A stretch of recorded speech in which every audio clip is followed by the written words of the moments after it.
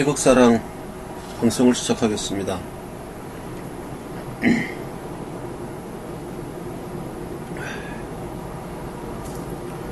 오늘 이야기는 홍준표 씨가 페이스북에서 쓴 내용을 잠깐 읽어드리면서 시작하겠습니다. 자유한국당은 이날 밤늦게까지 공식 입장을 밝히지 않았다.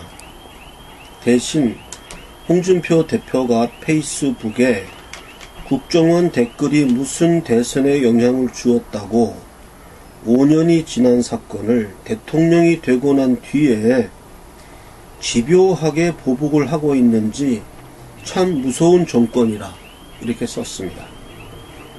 예, 전적으로 홍준표 씨의 의견에 동감합니다. 제가 어저께 그 원세훈 재판에 대해서 상당히 재판부를 어떻게 보면 뭐 두둔하려고 제가 쓴 건 아니지만은 뭐 결과적으로는 두둔하는 입장으로 비쳤을 수도 있습니다. 보는 사람에 따라서는 절대 제가 그걸 두둔하려는 게 아니고 일단 말 되는 쪽으로 얘기하자는 식으로 얘기한 거였고요. 그러나 이 홍준표 씨 의견에 저는 적극 찬성하는 이유가 국정원 댓글이 무슨 지금 대선에 영향을 줬습니까? 그게 이거를 지금 뭐 그냥 끄집어내 가지고 무슨 뭐 댓글이 몇 개고 뭐 27,000개고 뭐 이렇게 해가지고 뭐 전자의 메일이 어떻고 뭐 이래 가지고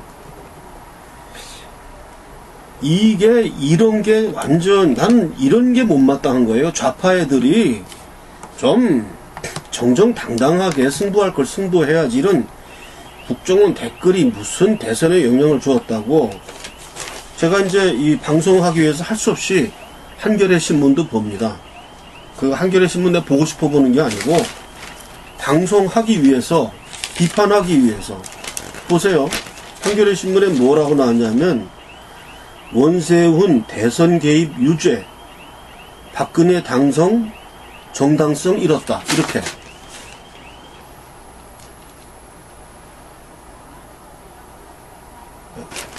이런 식으로 한겨레 이 좌파 신문을 보면은 벌써 그러니까 뭐 법관을 이렇게 두둔해주고 싶어도 그 마음이 싹 사라지는 게 이따위로 박근혜 당선 정당성 잃었다. 여기에다 연결시킨 거예요 지금. 원세훈이 대선 개입을 한 거 댓글 달아갖고 대선을 개입해가지고 대선의 판도를 바꿨다. 그래서 박근혜 당선 정당성 잃었다. 한겨레 신문 이렇게 쓴 거예요. 이렇게. 예? 이렇게. 제가 이거를 제가 한겨레 신문 좋아서 보는 게 아니에요. 방송에 하기 위해서 과연 좌파들은 도대체가 어떤 식으로 생각하나를 보기 위해서 제가 할 수 없이 한겨레 신문을 제가 구독을 하는 겁니다. 그러니까 이 사람들은 벌써 사고방식이 이게 이제 옳았구나. 이제 탄핵을 이제 시켰고, 헌재도 다 했고, 그러니까 이제는, 박근혜 유죄를 몰고 가면서 이번에는 원세훈 유죄, 그 다음에는 박근혜 당선 정당성 없다. 이제 이렇게 몰고 가는 거예요, 얘네들이. 그러니까 이게 줄수록 양양이라고. 나는 이 좌파들의 이 책동이 보면, 여기 안 나올 수가 없어요. 여기 요거는 이제 조선일보 기사인데요. 원세훈 전 원장이 한 얘기가 야당이 승리하면 국정원이 없어진다. 이렇게 이야기했다고. 그걸 갖고 투집을 잡는데 맞게 예측했잖아요. 야당이 승리하면 지금 국정원이 좀 없어져 가고 있습니다. 이 국정원이 없어지는 거죠. 그러니까 이분은 진짜 애국자예요. 예, 진짜 애국자이고, 지금, 정권이, 재판부는 또 SNS 관련 국정원 내부 보고서에는 야당에 점령당한 SNS에서 허위 정보가 유통되고 민심이 왜곡되는 것을 차단해야 한다는 내용이 기재됐다. 얼마나 맞는 얘기 했습니까? 원세훈 이 사람이. 지금 개개인들의 이런 애국지사들이 물론 정권을 잡으면 어떠한 우월권을 갖죠. 그래서 재판도 자기네 쪽으로 끌어당기게 되죠. 예. 어쩔 수 없는 거죠, 그거야. 예. 5대5인 게 6대4로 바뀌고, 예. 그건 뭐 어쩔 수 없는 건데요. 그런데 항거하면서 원세훈 전 원장 같은 분이 이렇게 맞는 얘기에 국정은 없어진다. 그리고 예? 야당이 지금 SNS에 몽땅 점령해가지고 이거 차단해야 된다. 얼마나 맞는 얘기를 했는데 그거를 이렇게 끄집어내 가지고 뭐 지금 말도 안 되는 이거 가지고 지금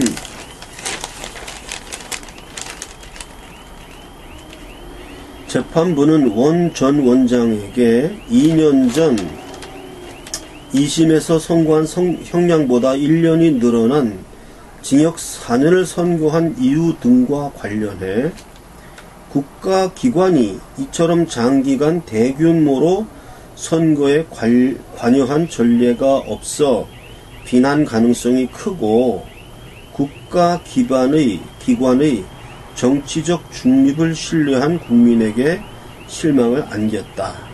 이렇게 재판부가 그러한 근거로 해서 4년형을 선고한 것입니다.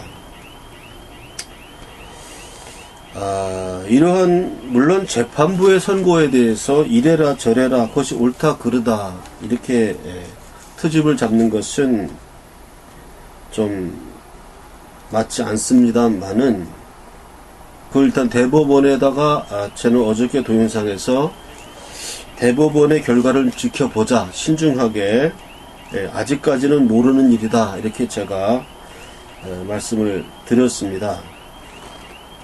대법관들이 어떤 법적 양심이 있으니까. 그러나 어쨌든 대법원도 그 하급심의 판결 결과를 존중하기 때문에 하급심에서 이렇게 4년을 때리면 아무리 대법원이라고 하더라도 그 같은 동료 판사의 결정을 그렇게 함부로 무시할 수는 없는 거거든요. 아무리 대법원이라고 하더라도. 그래서 이게 좀 상당히 좀 불길한 판결인데, 이 4년으로 올린 주된 근거가 그거예요. 새로 요번 문재인 정권에서 검찰이, 보강 증거를 냈잖아요. 그 녹취록. 어딨더라? 저기서 읽었는데, 녹취록을 검찰이 보강 증거를 내가지고 그 녹취록의 내용을 많이 참작했기 때문에 지금 4년형을 지금 선고한 겁니다. 지금 고법에서 파기환송심에서 4년형을 선고한 것이 이번 검찰이 그러니까 문재인 정권의 검찰이 새로 뭐 녹취록 몇 개를 증거로 제시했어요. 네. 저번 2년 전에는 없었던 그 증거죠. 그거를 제출하는 바람에 그거를 들어보니까 뭐 죄질이 안 좋다. 뭐 이렇게 해가지고 이게 지금 이게 단정이 됐고 어떤 분이 댓글을 단 거는 제가 답글을 달아드렸는데 원세훈 전 원장은 2015년 10월 보석으로 풀려난 거예요. 3년 징역형이 선고됐을 때 구금되었다가 수감생활 하다가 2015년 10월 보석으로 풀려났다가 이번에 이제 법정 구속된 거죠. 그거는 다시 한번 설명을 해드리겠습니다.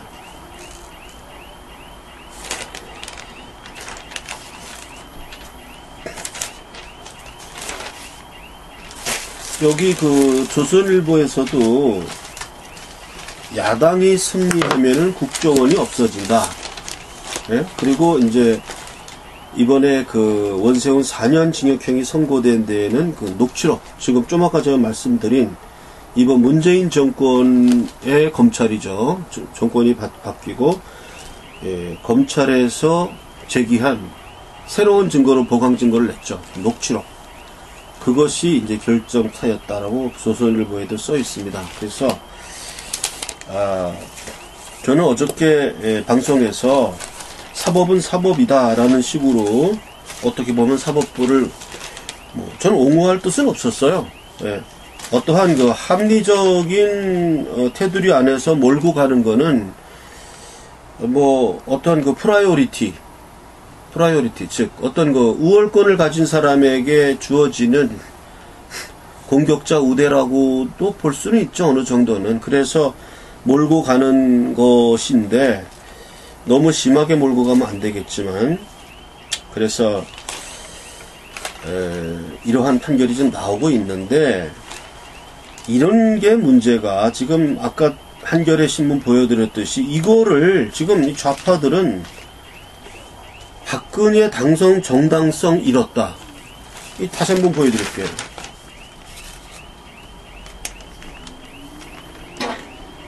네? 이 모양으로 박근혜 당선 정당성 잃었다. 네? 원세훈 유죄 판결이. 그러니까 이런 식으로 지금 몰고 가는 게 이게 틀렸다는 거예요, 이놈들이. 그러니까 아무리 점잖게 이야기하려고 그래도 홍준표 씨가 페이스북에서 밝혔잖아요. 도대체 5년이 지난 사건을 국정원 댓글이 무슨 대선에 영향을 주었다고. 예? 그거를 제가 이제 법원의 판결에 대해서 좀 관여하는 얘기를 한다면은 댓글을 달았다 이거 좋다 이거요. 그럼 그게 과연 대선에 얼마나 영향을 주었는지 그걸 누가 아냐고요. 내 보기에는 그렇게 영향 별로 안 줬어요. 제가 전문가는 아닙니다만은 댓글 누가 그 댓글을 읽습니까? 예, 댓글 읽는 사람이 누구가 그 시간 남아서 펑펑 남는 사람들이나 읽고 그런 거지. 그게 무슨 대선에 영향을 주었다고. 그거가 지금 이게 대선 개입 유죄가 나와야 하고. 그러니까 어떻게 억지로 쫙 이렇게 벽돌을 쌓아가지고 그렇게 하면은 물론 법을 하는 사람들이 딱한 사람들이라 딱하게 그런 판결을 내리죠. 물론 그럴 수 있습니다. 그럴 수 있어서 그거에 대해서 더 이상 뭐라고 얘기할 수는 없고요. 자관 이런 오늘 아침에 이제 외출하기 전에 이 신문 딱 보고 큰 제목만 딱 보고 한겨레 신문 딱 펼치니까 원세훈 대선 개입 유죄, 박근혜 당선 정당성 잃었다. 이런 기사가 딱 나오니까 맛이 가더라고요. 그러니까 이놈들의 책동이 결국은 이제 탄핵에서 그 다음 단계 박근혜 당선 정당성 의효다. 이제 그 얘기 하려고 이제 하는 거예요, 이게. 그러니까 좀 될 얘기를 갖고 해야지 이런 원세훈 댓글 사건 이거 가지고 하긴 세월호 7시간 말도 안 되는 거 갖고도 그냥 벌써 몇 년입니까? 울고 먹는 거 보면 하여간 이렇게 노래를 불러가지고 모든 사람들이 다 따라 부르게 만들고 그래서 결국은 이런 식으로 가면 지금 박근혜 당선 정당성까지 빼앗겠다. 이 사람들은 그 논리적인 어떠한 그 비약을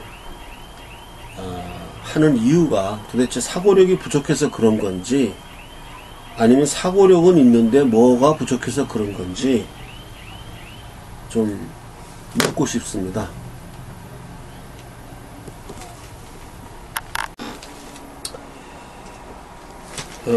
대통령이 목이 메가지고 휠체어 타고 허리 통증으로 치료받으시는데 지금 이 모양으로 사람을 질식사 시키겠다는 게 지금 이 문재인 정권의 기세입니다. 기세. 멀쩡한 사람을 파렴치범으로 몰아가지고 별의별 말도 안 되는 걸 뒤집어 씌워가지고 우매한 국민들은 거기에 넘어가가지고 이 모양 만들어갖고 지금 이 정권의 추이는 지금 엄청나게 지금 바뀌고 있어요. 그리고 우리가 태극기 우파 국민들 우리 명심해야 되는 거는 중도 우파 사람들, 중도파 사람들이 결국은 대세를 결정하는 거거든요. 지금 중도파라고 하는 사람들이 지금 까딱하면은 홍준표가 주도하는 대통령의 그 출당, 그 문제 쪽으로 합류할 가능성이 지금 농후합니다. 농후해요. 그러면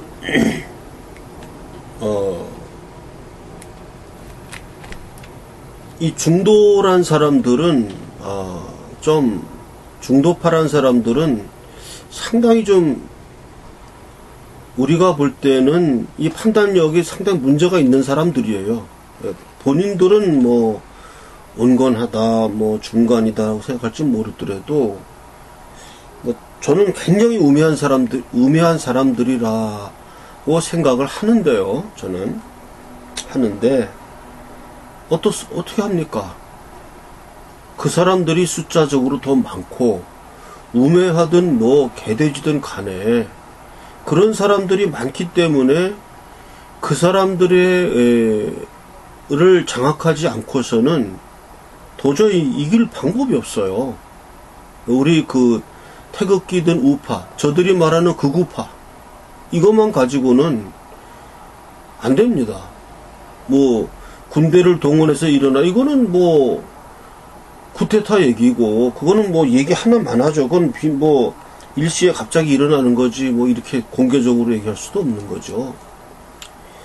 그러니까, 우리 극우파, 저들이 말하는 극우파만 가지고는 도저히 이게 안 됩니다. 우리에게는 분명히 중도 우파의 세력이 필요합니다.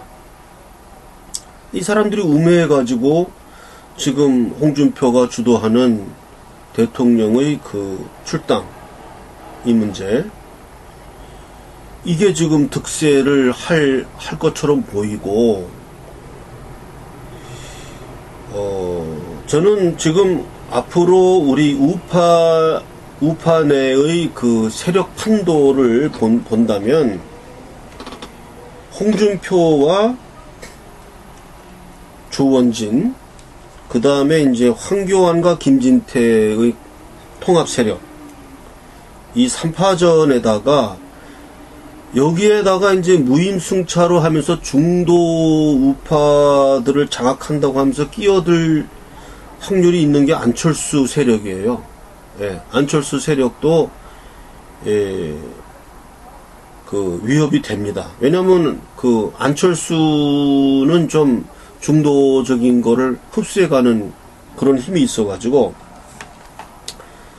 이 네 파, 안철수, 홍준표, 황교안, 김진태, 주원진, 이 네 파가 결국은 우리 우파 또는 중도 우파를 포함한 우파 내에서의 세력 판도라고 저는 생각합니다. 여기서 현재 가장 강력한 게 이제 홍준표 세력인데, 제가 조금 이제 김진태 의원은 믿어요. 김진태 의원은 이 사람은 자신의 신조가 바뀌지 않을 사람이라고 저는 이 사람을 믿습니다. 그런데 그 황교안 씨에 대해서는 이분의 앞으로의 행보가 상당히 저는 궁금합니다. 이 사람이 결국은 황교안 씨가 어떻게 행동하느냐에 따라서 우리 그 태극기 세력의 그 향배에 엄청난 지금 영향을 갖고 있는 사람이 황교안입니다. 이 사람 그 머릿속에 어떤 생각이 들어있는지 저는 잘 모르겠어요. 상당히 궁금하고 걱정도 되고 또 기대도 되는 그런 사람이 황교안입니다. 제가 일전에 방송에서 황교안은 대통령의 그 100% 승계자다라고 제가 방송을 한 적이 있는데, 제가 어떤 그렇게 했던 것이 과연 맞을지 또 틀릴지 상당히 좀 궁금하고 또 걱정도 되고 또 기대 반 걱정 반입니다. 그래서 이 4파전인데 결국 이 4파전 가운데 중도 우파를 누가 가져가느냐가 결국은 승자 독식으로 들어갑니다. 결국 승자 독식으로. 그래서 저는 이 황교안과 김진태의 이 세력이 잘 싸워주기를 바랍니다. 잘 싸워주기를 바라요. 이 황교안 김진태의 세력이. 결국 황교안 김진태의 세력이란 건 결국 이 태극기 세력을 말하는 것이고, 이 안철수와 홍준표는 결국은 안철수와 홍준표는 우파 중도가 되는 것이고, 충분히 서로 이렇게 협력, 나쁘게 말하면 야합이 가능한 세력이죠. 가능한 세력이고, 이 황교안과 김진태와 이 조원진 쪽이 협동이 가능한 세력인데 현재까지로서는 그렇게 보이지를 않아요. 상당히 좀 그런데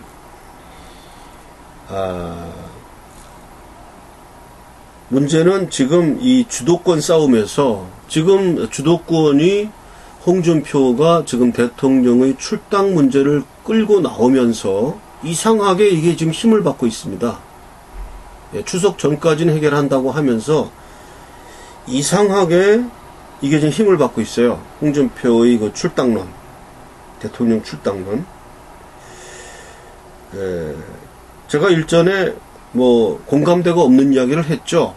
안철수는 태생이 보수기 때문에 아예 그냥 여태까지 잘못했다라고 양심 고백하고 그냥 이 우파로 백의정권 뛰면은 대권 잡을 수 있다라고 제가 이제 이야기를 했지만 많은 분들이 거기 공감을 안 할 겁니다. 저도 알고 있습니다. 그런 이야기가 뭐 여러 사람들이 공감할 것이다. 저도 뭐 바보가 아닌데 그렇게 생각하겠습니까? 그래도 그런 이야기를 하는 거는 그게 진실이니까. 그 진실이니까 얘기하는 거예요. 그 진실입니다. 안철수가 언제 데모를 했고 언제 지가 인물위원 행진곡을 불러봤고 언제 다 생구랍니다. 거짓말이에요. 그거 다. 그러니까 그렇게 중도적인 사람들은 뭐 여기 갖다 놔도 맞고 저기 갖다 놔도 맞아요. 안철수야 뭐 좌파에 갖다 놔도 어울리고 우파에 갖다 놔도 어울리는 그런 쪽화 같은 사람이니까 그냥 이 차제에 제대로 네 모습 드러내라 그런 뜻으로 제가 말씀을 드렸지만 그거를 누가 공감을 해주겠습니까? 저도 알아요. 그러나 하도 속이 답답해서 얘기를 한 것이고 어쨌든 안철수는 그만한 식견은 없는 사람이고 그랬기 때문에 좌파 쪽에서 시작을 한 것이고 식견이 부족해서 그 사람은 결국 자기 식견의 그 틀 속에서 벗어나지 못할 것입니다. 벗어나지 못하고 그냥 소크라테스가 말한 이 꼬라지를 알라 그것도 깨닫지 못하고 자기 꼬라지가 뭔지 모르고 결국은 그렇지만은 상당한 위협 세력이 됩니다. 왜냐하면은 이 중도 우파들을 끌어가는 힘을 가지고 있어요. 안철수가. 우파를 끌어가는 힘을 갖고 있습니다. 안철수가. 그래서 굉장한 위협 세력이라는 거. 그래서 안철수에게 국민의당, 이번 안철수가 또 국민의당에서 승리했잖아요. 51%라는 압도적인 표 차이로 승리를 했기 때문에 안철수에게 힘이 받았고, 이 사람 나름대로는 지금 어쨌든 탄핵 전국을 이어가고 대통령의 탄핵을 정당한 걸로 하는 이 추세를 그냥 타고 갈 조짐입니다. 그래서 대통령의 탄핵이 정당하다고 보는 사람이 안철수, 홍준표. 둘이 야합이 가능해요. 그래서 부당하다고 보는 세력이 황교안, 김진태, 조원진.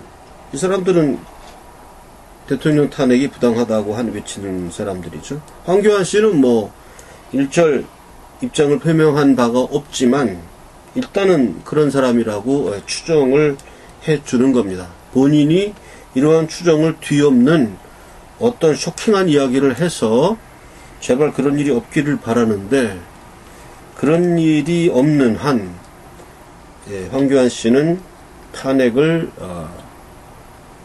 반대하는 쪽으로 집어넣고 싶습니다. 현재 지금 뭐 원세훈 전 원장 사건을 좌파 한겨레 신문은 벌써 대통령의 당선 무효 거기까지 지금 연결시키려고 지금 책동하고 있어요. 그리고 아마 그런 운동은 광화문 촛불 집회에서 분명히 일어날 겁니다. 뭐 진상조사해라 어쩌고 뭐 하면서 대통령이 그때 52%인가 그거를 얻은 그거가 뭐 전부 무효다 뭐 이따구 소리를 하면서 엄청난 또 집회를 이제 할 거예요.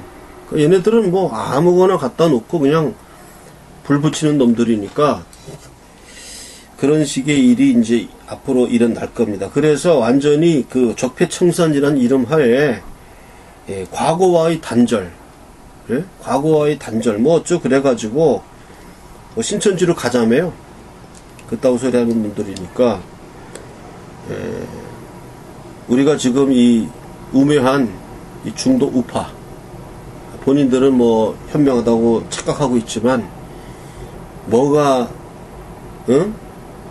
된장이고 뭐가 뭔지 모르는 이런 사람들을 어떻게 하겠습니까? 업고 가야죠. 이 사람들 달래고 가야 할 수 없습니다. 이 사람들 내쳤다가는 결국 우리가 왕따 당하고, 그래서 제가 본의 아니게 제가 뭐 어제 방송에서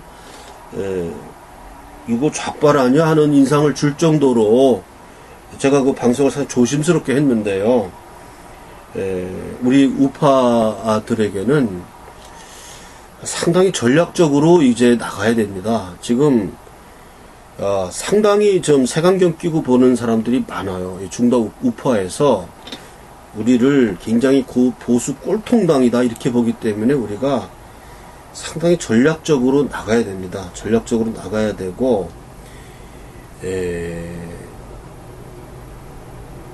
저는 아까도 말씀드렸지만 이 황교안의 앞으로의 행보 그리고 가능한 황교안 씨에 대해 힘을 일단은 실어줘야 한다고 저는 생각을 하고 있습니다.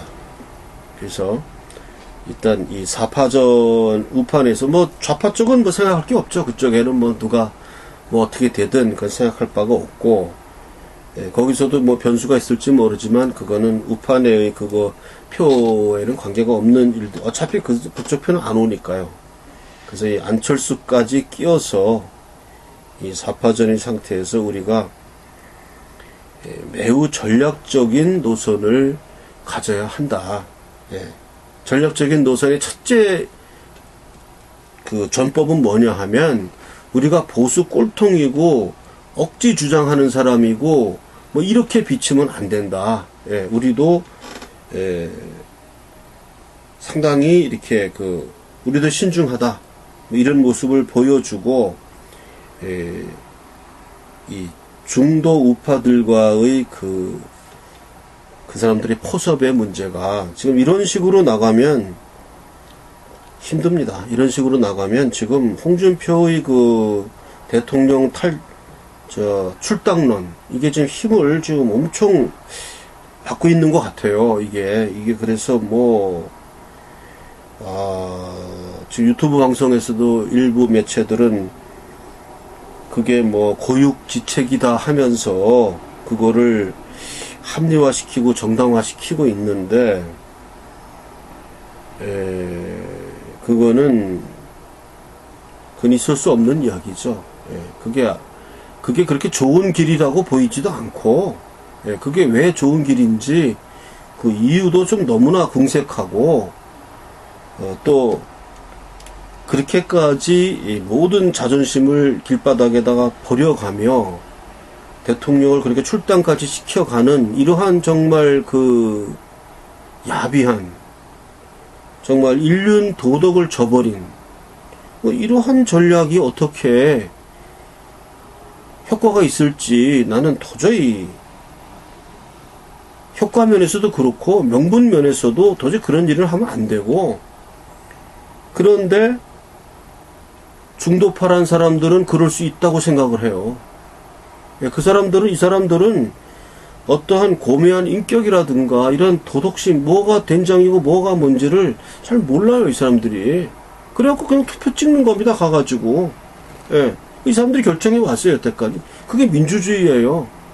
그러니까 사실은 그냥 민주주의 하지 말고 이렇게 해야 되는데, 그렇다 그러면 또 독재라고 뭐 들고 일어나고 그러지 않습니까? 그러니까 할 수 없어요. 민주주의로 가고, 이 우매한 이 중도파들을 어떻게 해서든 우리가 뭐 자존심 상하지만 이 사람들, 그렇다고 이 사람들 하자는 대로 끌려가자는 얘기가 아니고, 왜 대통령을 출당시키면 안 되는가, 이런 거를 우리가 끝까지 이야기해야 되고요.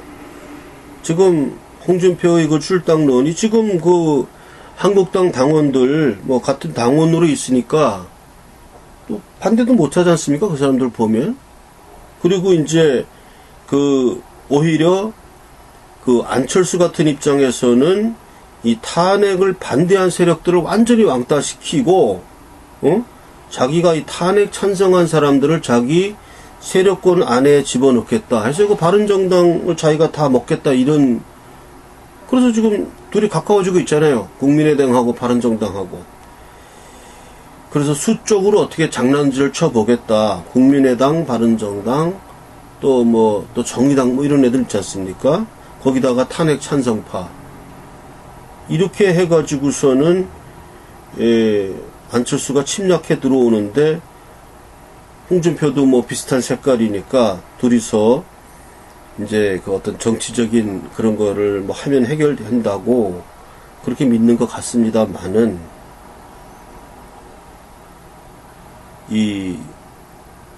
그런 것들을 판단하기에는 우리 우파, 중도 우파들의 어떤 판단력이 너무나 떨어지기 때문에 이거를 못 알아봅니다. 못 알아봐서 참 목이 타고, 목이 탑니다. 목이 타요. 그래서 제가 좀 바라는 거는, 이 황교안 씨가 지금 어떻게 보면 대안인데, 이분이 상당히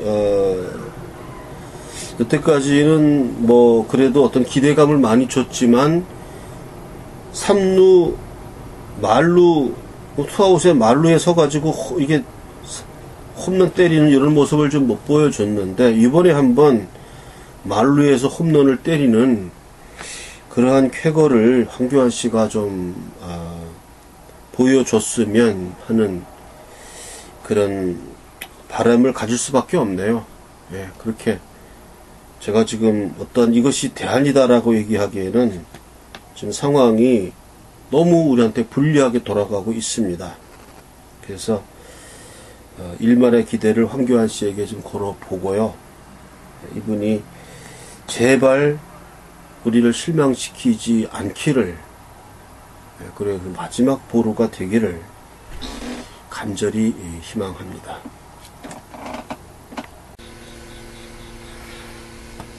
태극사랑신문이 지금 발간이 좀 늦춰지고 있는데요. 지금 구독자 수가 부족해서 지금 구독자 확충을 위해서 홍보하고 있고, 또 여러분들이 또 협조해 주셔서 지금 또 새로운 구독자가 좀 늘고 있습니다. 그래서 약간 늦어지더라도 구독자들을 모아서 그 돈을 가지고 태극사랑신문 4호를 발간하려고 합니다. 약속을 잘 못 지켜드려서 죄송하고요.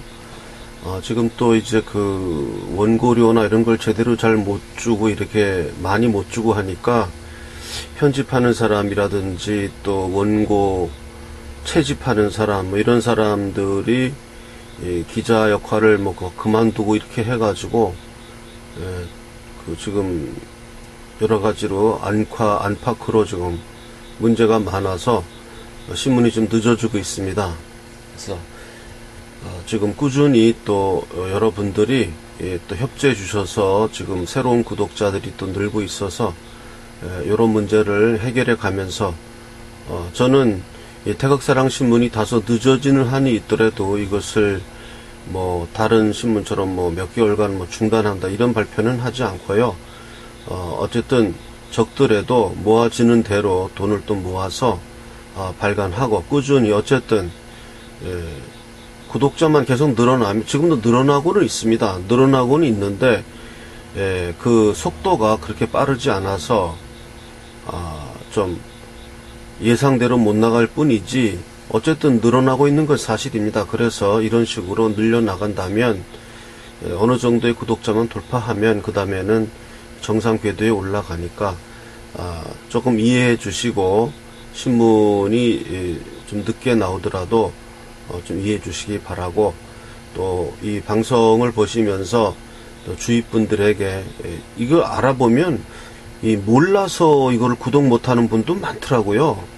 이런 신문이 있는지 몰라가지고 구독 못하는 분들도 많으니까 주변에 많은 홍보를 해주시기 바랍니다.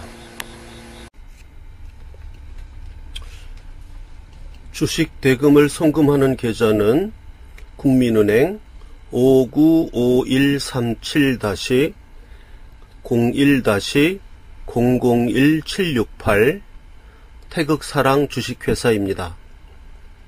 주식 대금 송금 계좌는 국민은행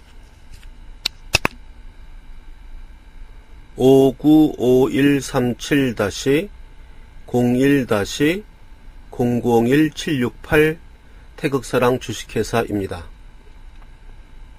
신문 대금 송금은 국민은행 111-30-01-094293 태극사랑 신문방송사입니다.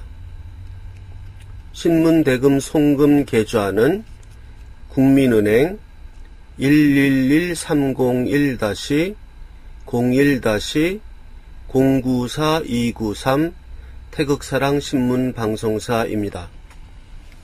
저를 개인 후원하는 계좌는 새마을금고 3904-09-0139-429 예금주는 고승근입니다. 제 본명은 고선입니다.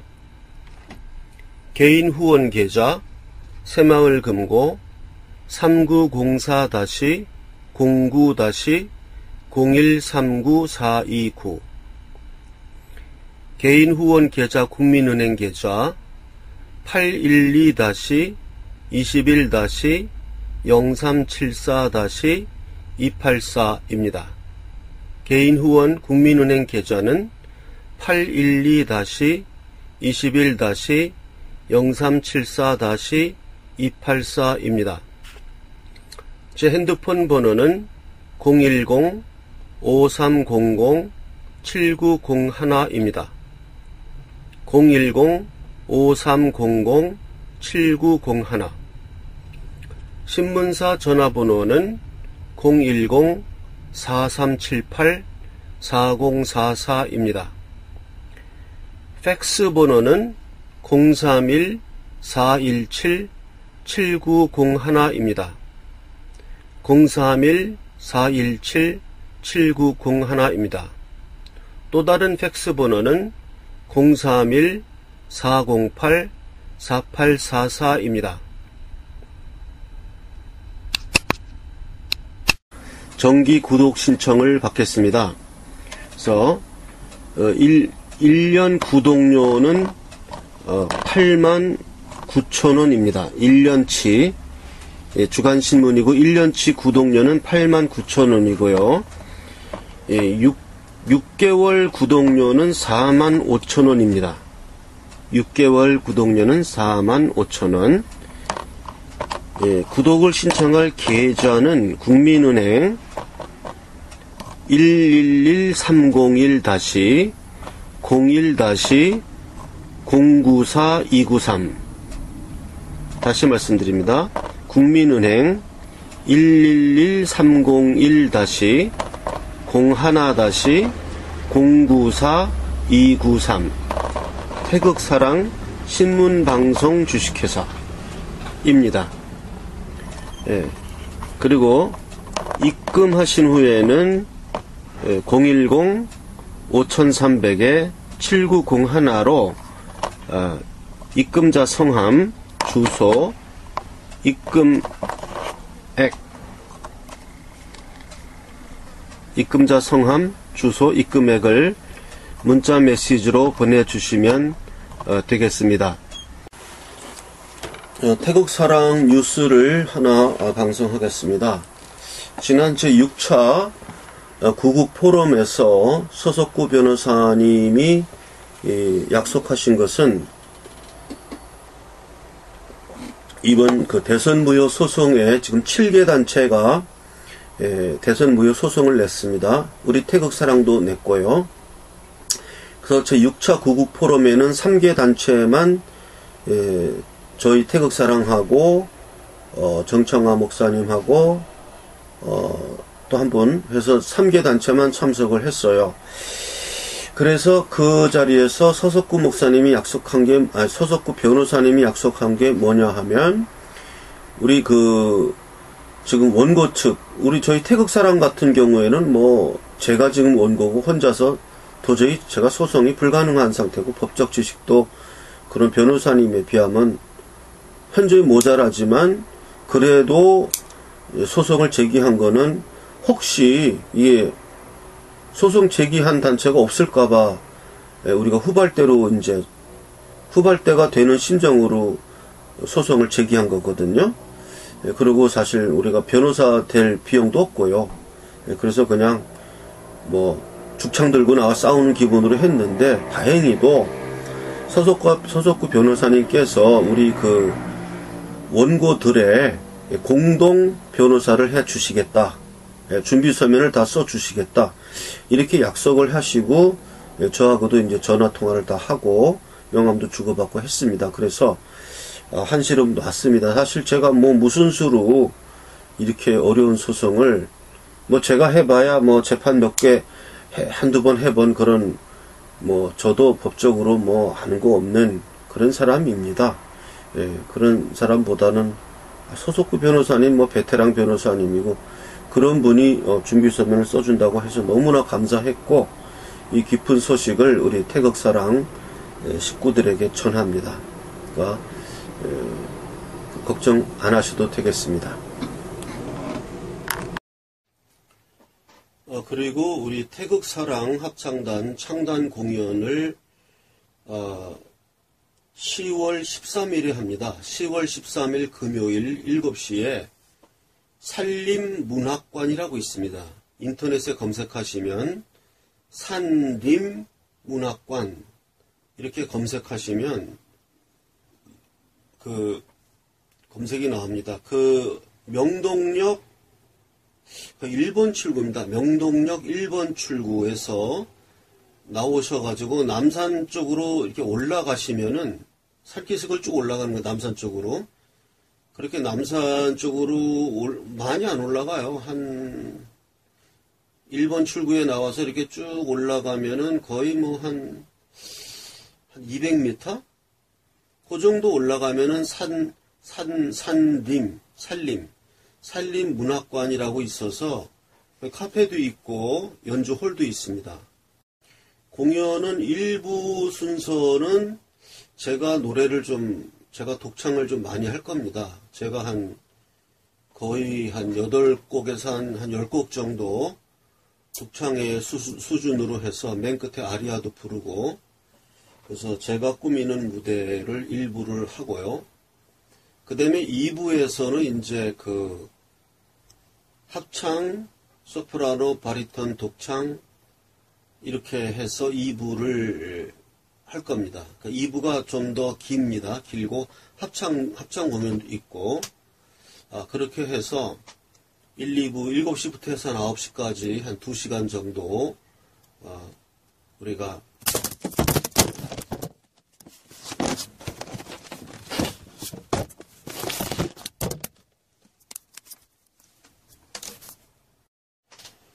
그리고요, 혹시 우리 방송 보시는 분들 가운데 이 슈타인즈 TV 그 사람들 이혜성인가요? 하는 그 친구 연락처, 전화번호를 혹시 뭐 이메일이라도 좋으니까 그 아시는 분 있으면 좀 저에게 제보 좀 해주시면 좋겠습니다. 제가 그 사람들을 만나서 우리나라의 그 젊은 우파들의 생각은 무엇인가? 과연 우리가 우파라고 같이 이제 있는데, 과연 젊은 우파들의 생각은 과연 이렇게 나이든 우파들의 생각과 과연 같은 것인가? 이걸 한번 제가 좀, 가서 비교를 좀 해볼 생각이 있어요. 인터뷰를 통해서 제가 묻고 싶은 이야기도 많고, 예를 들면 이런 이야기. 슈타인즈 TV를 보는 사람들이 젊은 사람들이냐? 이런 얘기를 내가 좀 묻고 싶어요. 그러면 슈타인즈 TV 걔네들 보면은 뭐 20대로 보여요. 20대로 보이는데. 그럼 그 슈타인즈 TV를 보는 사람들은 연령대가 20대냐? 이런 것도 물어보고 싶어요. 네. 만약에 20대들이 그거를 하는데 그 보는 사람들은 다 뭐 나이 든 사람들이다 그러면은 이것도 좀 문제가 아닙니까? 정상적인 건 아니잖아요. 예. 그러면 나이 든 사람들이 주 시청자들인 거를 하는 20대 사람들이 이끌어가는 어떠한 채널이다. 이거 좀 이상하지 않습니까? 예. 그래서 뭐 예를 들면 그런 것도 좀 물어보고 싶고, 예, 그래서 그 슈타인즈 채널 그 연락처를 아시는 분들은 좀 제보해 주시기 바랍니다.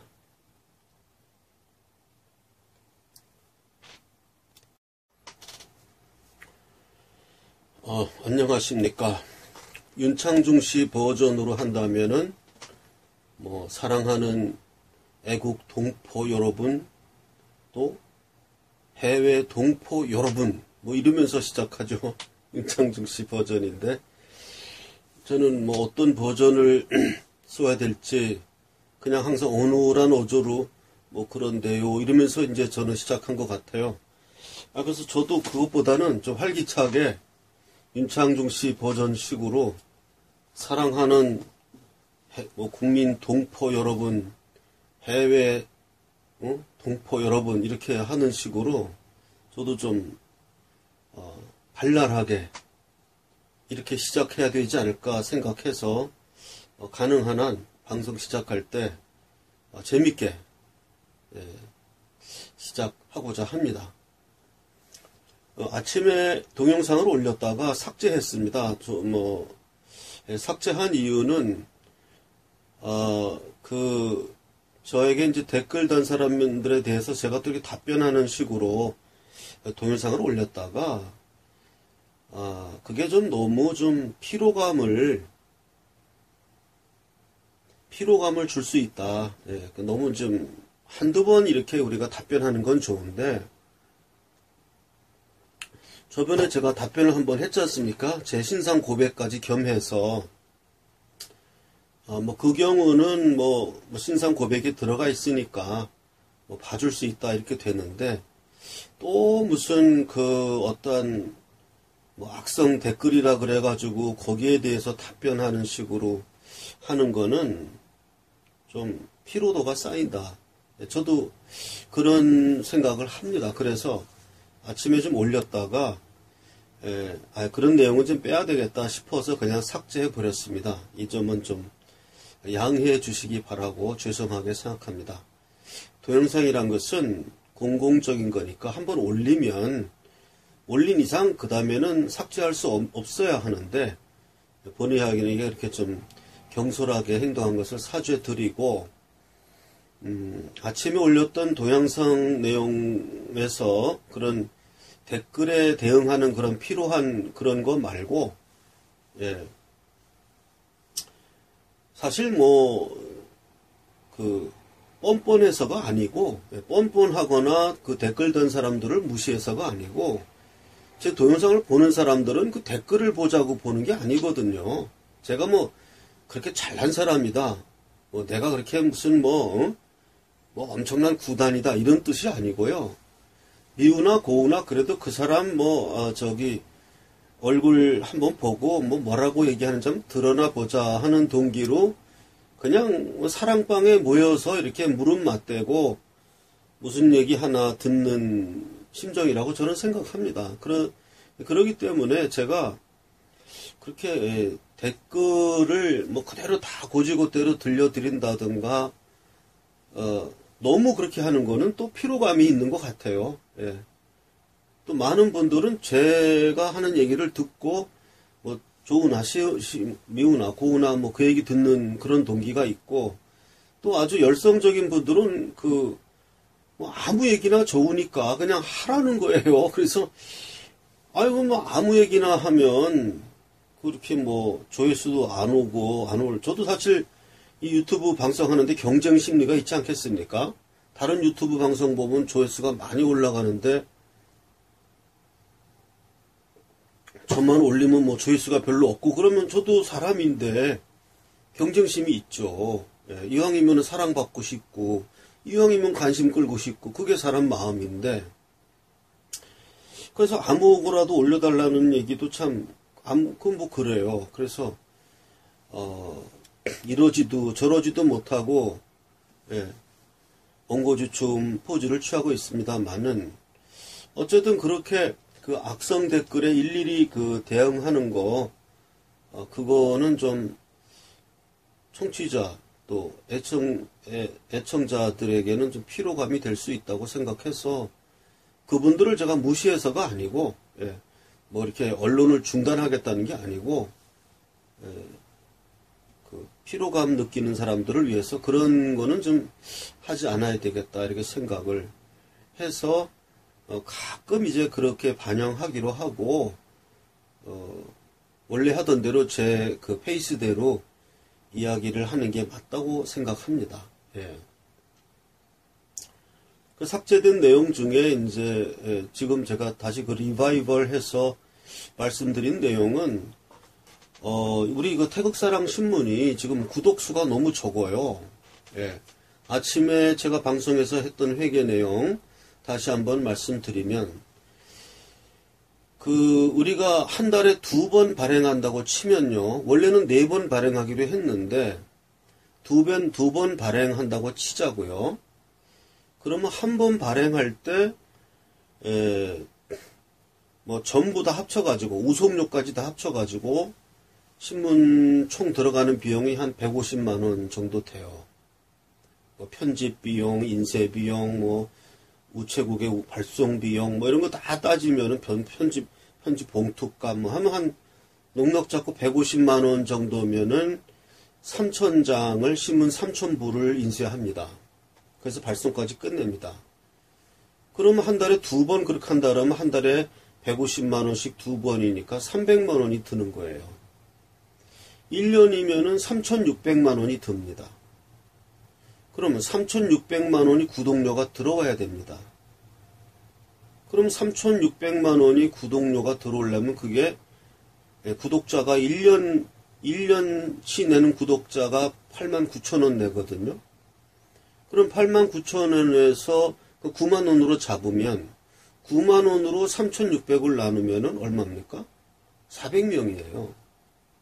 400명의 1년치 구독자가 있어야 이 신문이 유지가 되는 겁니다.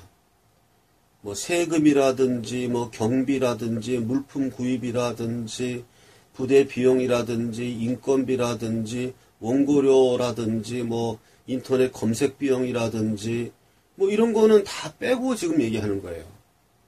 그런 비용 다 빼고, 단순히 신문을 이렇게, 인쇄해서 우송해서 나오는 그 원료값만 치면은 400명의 구독자가 있어야 이 신문이 유지된다 이겁니다. 그럼 아까 얘기했던 경비라든가 세금, 중간에 부대 비용 이런 걸 다 따지면은 400명이 훨씬 넘어야죠. 적어도 600명, 700명이 넘어서야 손익분기점에 도달하는 거죠.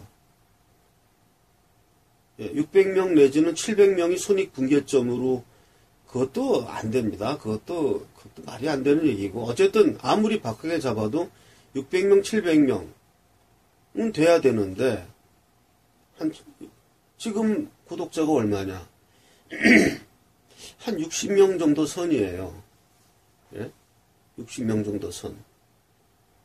그것도 1년치 구독자가 다가 아닙니다. 반년, 6개월치 구독자가 더 많아요, 숫자가. 이런 상황에서 제가 이런 이야기를 안 하고 넘어가려고 했는데, 그래도 사실을 말씀드려야 되지 않을까 생각이 들었습니다. 그럼 지금 한 60명 정도의 구독자를 가지고 600명이 있어야 되는 이 구조를 10분의 1거 가지고, 그러니까 10분의 1 하면 끝나는 거죠. 그러니까 10분의 1이면 한 달 하고 20일, 한 달하고 12, 1.2니까 한 달치입니다. 한 달치. 그 이번에 3호가 나가시니까 벌써 한 달 반 나갔잖아요. 이게 다 된 거예요. 이게 지금. 이렇게 이런 계산밖에 안 나옵니다. 그래서 염치불구하고 이런 얘기를 하는 거예요. 뭐 염치불구가 아니고 사실을 말씀드리는 거고, 이거는 구독자가 있어야 됩니다. 지금 60명 구독하는, 아마 생각보다 굉장히 적다고 느낄 거예요. 저도 이보단 많을 걸로 예상을 했습니다. 제가 이 신문 발행하겠다고 시청 대한문 앞에서부터 떠들고 노래를 불렀죠. 노래를. 예, 노래를 애국신문 해가지고 태극사랑신문 노래를 불렀는데, 그 노래를 부를 때 저한테 문자 메시지를 보내서 내 신문 구독하겠다 하신 사람도 숫자가 있어요. 예, 그래서 난 그 숫자를 믿고, 이건 정말 땅 짚고 헤엄치기다 하고 땅 짚고 헤엄을 쳤는데 땅이 안 짚어지는 거예요. 지금 쑥 들어가는 겁니다. 물에 빠지는 거예요. 이게 지금 땅이 안 짚어져요. 그래서 좀 간곡히 부탁을 드리는데요. 이게 좀 60명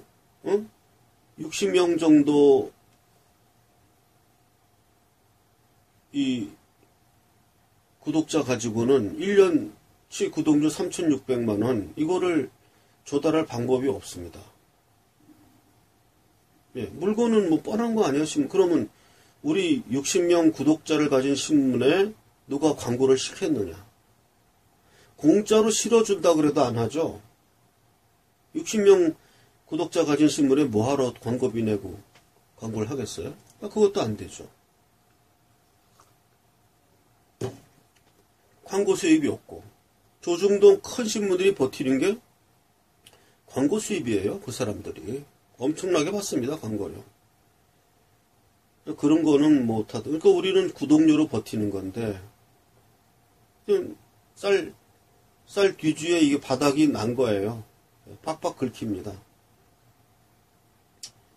그래서 제가 뭐 바가지를 긁는 건 아니고요. 이게 이런 식으로 흘러가면은 신문사가 굴러가지를 않고 뭘 할 수가 없습니다. 제가 뭐 어떤 뭐 영리 추구 이전에, 이건 뭐 영리 추구는 뭐 생각할 수도 없고, 뭐 이게 뭐 돈이 뭐 굴러가야 이거 신문이죠. 그러니까 지금 필요한 구독자가 앞으로 지금 한 60명 있으니까 한 400명, 어쨌든 한 600명 정도는 더 구독을 해야 이게 신문이 유지가 되는 겁니다. 그러면 재밌죠.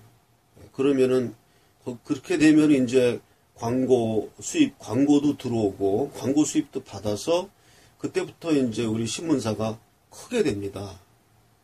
태극사랑신문이 크게 되고, 뭐 예를 들어서 다른 단체들이 우리 태극사랑신문하고 공유하자, 얼마든지 오케이 합니다. 다 오픈하겠습니다. 그래서 주식 지분 다 드리고, 그래서 제 회사가 아니고, 주식 지분 다 공유시켜가지고, 정말로 모든 우리 애국단체가 다 참여하는, 제가 일단 어쨌든 첫 삽은 떴잖아요. 첫 삽을 떠서 어쨌든 이렇게 만들어냈으니까, 이걸 유지시키는 건 그렇게 어렵지 않습니다. 그래서 단체 회원이라든지 이런 분들 좀 무대기 회원들이 좀 들어오셔서 좀 구독을 해 주시고 그래야 되겠습니다. 그래서 이번에 3호를 발행했는데요. 궁여지책으로 다음번 4호는 좀 편집을 제가 직접 편집을 짜고 이렇게 판을 짜고 뭐 이렇게 해가지고 PDF 파일로 짜는 걸 제가 해서 좀 다소 조악하더라도 신문 지금은 좀 그래도 멋있게 나오잖아요. 지금 멋있게 나오는 거는 그 전문 편집인이 편집을 하는 겁니다. 그 편집비를 또 줘요. 그 액수가 꽤 됩니다. 한 70만원 정도 나갑니다. 그러니까 그것만 절약을 해도 우리가 한 번 발행에 반값이면은 150만원 드는 거 70만원이면은 발행할 수 있다는 얘기예요. 그래서 제가 어떻게 그 편집 기술을 좀 배워볼까 하고 시간은 없는데 너무나 할 일은 많아서 기사 쓰는 것도 힘들고 이제 편집 그거를 판까지 제가 짤라 그러면 참 이게 참 끔찍합니다. 끔찍합니다. 저는 이 태극사랑신문 시작하면서 제 개인 생활을 잃어버렸습니다. 저녁밥 먹어도 항상 불안하고 이거 뭐 써야 되는데 이거 채워놓아야 되는데 또 저녁에 또 방송해야 되는데 이게 저는 그전에는 이렇게 좀 사생활이 있었어요. 근데 이게 점점 이렇게 되면서 누가 만나자 그래도 맨날 시간도 없고 뭐 이거 맨날 해야 되고 그렇습니다. 그런 사람 좀 힘 좀 나게 좀 해주세요. 그런 사람 너 혼자 죽어라 하고 내버려 두시면은 제가 무슨 죄가 있다고 저 혼자 이게 죽어야 됩니까? 그러니까 이런 사람 저 힘 좀 팍팍 나게 구독료 좀 제 이 계좌로 항상 방송하는 계좌 있지 않습니까? 그리고 오늘도 한 분이 또 문자 보내셨어요. 계좌 번호가 이게 잘 모르겠다. 계좌 보내달라. 이런 문자 오면 참 반갑습니다. 제가 뭐 돈의 노예가 돼서 그런 게 아니고요. 참 그런 문자 오면 오늘 한 분이 또 신청하셨구나. 그래서 문자 보낼 때 어떤 즐거움 이런 게 있죠. 이런 즐거움 좀 느끼게 많은 분들이 좀 구독 좀 해주시고 독려해 주시고 그래서 그 다음에 이 회사를 키워서 잘 된 다음에 그 다음에 가서 뭐 논공행상 따져도 늦지 않고요. 그래서 간곡히 아침에는 이런 식으로 제가 멘트를 하지 않고 그 댓글에 대해서 상당히 좀 이렇게 맞부딪히는 형태로 해서 제가 생각해 보니까 좀 피로감이 있어요. 그렇게 방송하면 안 되겠다 싶어서 그거를 내렸으니까 그건 좀 이해해 주시고요. 지금은 오늘 저녁은 상당히 완곡하게 이걸 좀 윤문이죠, 윤문. 윤문화 해가지고 말씀을 드리니까 이것을 좀 많이 구독 신청을 해주시기 바랍니다. 태극사랑 신문을 광고를 하겠습니다.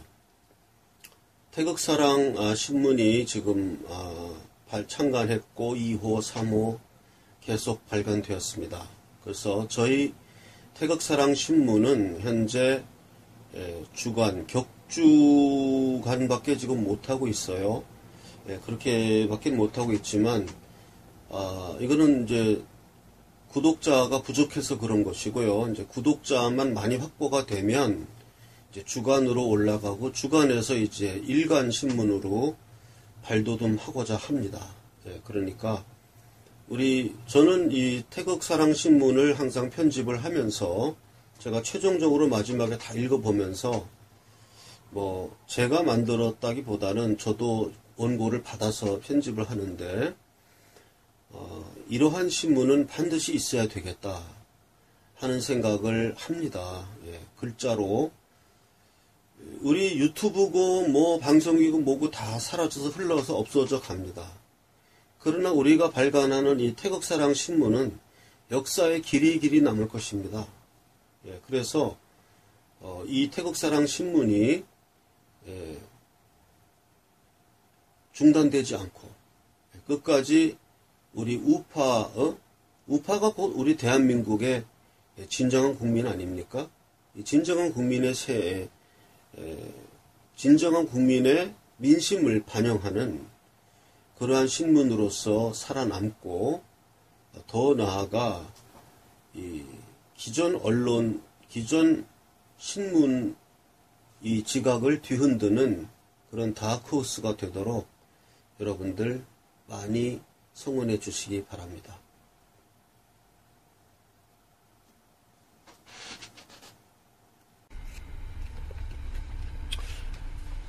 주식 대금을 송금하는 계좌는 국민은행 595137-01-001768 태극사랑 주식회사입니다.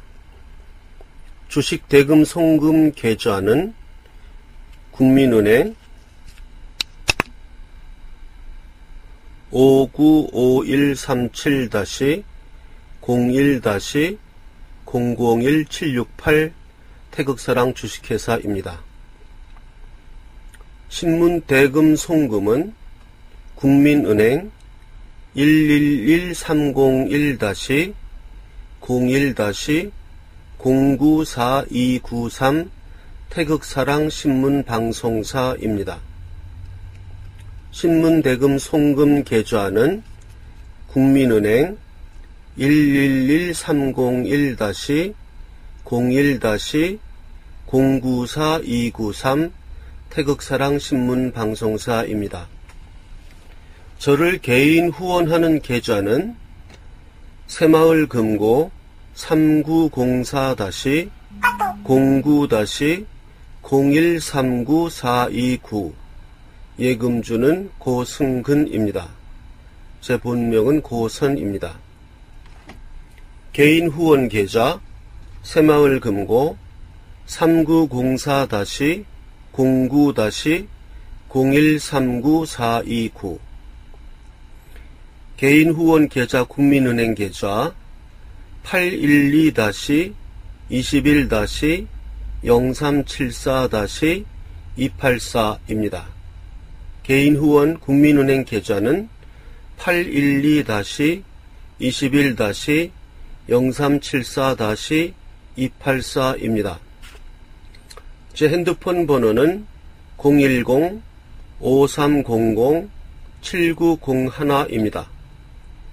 010-5300-7901 신문사 전화번호는 010-4378-4044입니다. 팩스 번호는 031-417-7901입니다. 031-417-7901입니다. 또 다른 팩스 번호는 031-408-4844입니다. 정기 구독 신청을 받겠습니다. 그래서 1년 구독료는 89,000원입니다. 1년치 주간신문이고 1년치 구독료는 89,000원이고요. 6개월 구독료는 45,000원입니다. 6개월 구독료는 45,000원. 구독을 신청할 계좌는 국민은행 11130-01-094-293 다시 말씀드립니다. 국민은행 11130-01-094-293 태극사랑 신문방송 주식회사입니다. 그리고 입금하신 후에는 010-5300-7901로 입금자 성함, 주소, 입금액,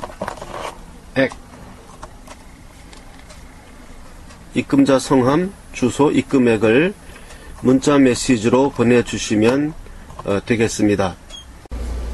오늘 제가 태극사랑신문이 도착한 걸로 알고 있습니다. 우송해서 일반으로 보내서 오늘 정도에 많은 분들이 보신 것 같아요. 그래서 관심을 가지시고 저한테 신문이 앞으로 나아가야 할 길이라든지 또 창간호에서 좀 잘못된 점이라든지 이렇게 지적하시는 분들이 전화를 저한테 하셨습니다. 그래서 제가 전화를 받다가 제가 말씀을 어떻게 드렸냐 하면, 그러한 내용을 이메일로 좀 적어서 글로 이렇게 정리해서 제 이메일로 보내주시면 그거 좋은 내용들은 선별해서 독자 논단으로 실어드리는 게 낫지 않겠습니까? 저하고 1대1로 전화로 이렇게 토론해서 제가 그 토론을 거부하는 것이 아니고, 제가 또 이렇게 저희 태극사랑 방송이 다른 이렇게 생중계하는 방송처럼 시청자와의 대화를 이렇게 지금 유튜브로 방송하는 시간이라면 제가 얼마든지 전화를 받아서 그 전화 내용이 유튜브에 나가도록 그렇게 하겠는데, 저희는 지금 그런 방송이 없지 않습니까? 없고 그냥 제가 선생님하고 1대1로 이렇게 토론을 한다는 것은 그렇습니까 하면서 이렇게 서로 이해하고 넘어가고 그걸로 끝나니까 좀 아쉽다. 그것보다는 선생님의 의견을 이 신문에 뭐 비판도 좋고 찬성도 좋고 어떤 이야기든 이 신문에 대한 어떠한 이게 비판적인 시각이든 나아갈 방향이든 그러한 내용을 정리해서 글로 적어서 이메일로 좀 보내주신다면 그게 신문에도 실을 수 있는 또 원고도 되고 독자의 참여도 되고 훨씬 의미가 있지 않겠습니까? 이렇게 제가 답변을 해드렸습니다. 그래서 이 방송을 보시는 분들은 그렇게 이 신문에 대해서 이러이러한 점이 잘못되었다, 얼마든지 좋습니다. 이러이러한 점은 고쳐야 되겠다, 또 이러이러한 기사를 많이 실어야 되겠다 하는 어떠한 이러한 그 내용을 이메일로 적어서 제가 이제 공지하지 않습니까? 항상 이메일로 글로 보내주시면 그것을 독자 논단으로 실어 드리겠습니다. 광고를 하나 하겠습니다. 어저께 말씀드린 대로 제가 이화영 목사님과 더불어 우리가 목회를 하면서 우리 지금 이 좌파 교회를 떠나서 유리하고 있는 신앙적으로 좀 미화가 된 사람들, 다니던 교회를 떠나서 이 우파 진실한 교회를 찾지 못해서 유리하고 있는 분들을 위해서 제가 그러한 딱한 사정을 이화영 목사님하고도 협의를 해서 이화영 목사님도 흔쾌히 그런 일은 해야 된다고 생각하셨고 해서 일단은 1차적으로 인터넷 설교를 인터넷에다 올려달라 해서 지금 이화영 목사님이 저번 주부터 올리기 시작하셨고, 그래서 일단 적은 인원이라도 우리가 목회를 시작하고자 합니다. 그래서 이화영 목사님의 설교를 듣는 걸로 해서 시간이 안 될 때는 인터넷으로 듣지만 이화영 목사님도 이제 상당히 적극적으로 그러면 서울에 올라와서 목회를 할 생각을 갖고 계십니다. 그래서 그런 데 대해서 동참하실 분들은 저한테 연락을 해 주셔도 가능하고요. 010-5300-7901 그렇게 연락을 해 주셔도 되고, 또 이화영 목사님한테 직접 연락을 하셔서 그 교회에 가고 싶습니다 하고 또 신청을 하셔도 되고요. 해서 저는 우리 이번 기회에 우리 진실한 교회, 진실한 우파 태극기 시민이 모여서 집회하는 이 교회를 목회를 하고자 합니다. 그래서 이제 이화영 목사님을 하시고 제가 이제 전도사 생활을 하는 거죠. 그러한 인터넷을 매개로 해서 시작되어서 실제로는 오프라인으로 되는 이러한 교회를 세우고자 하니까 관심 있는 분들은 연락 주시기 바랍니다. 제가 전화를 많이 받는데요. 꼭 저를 만나서 이야기하고 싶은 분, 또 자기 요즘 많이 어렵죠. 생활하는 게 어렵고 전국도 어렵고 뭔가 하소연하고 싶고 이런 분들은 좋습니다. 어떤 용건도 좋고 중요하든 중요하지 않든 우리는 자꾸 만나는 것이 중요하니까 저한테 전화로 연락을 주시면 만날 장소와 시간을 정해서 만나도록 하겠습니다. 제 전화번호는 010-5300-7901 010-5300-7901입니다. 연락 주시면 제가 시간과 장소 서로 만나서 이야기를 하도록 하겠습니다. 제가 뭐 하는 사람인지 또 궁금해 하시는 분들도 있고 그래서 제가 성악가예요. 테너입니다. 그래서 제가 그 연주했던 동영상 하나를 같이 편집해서 올립니다.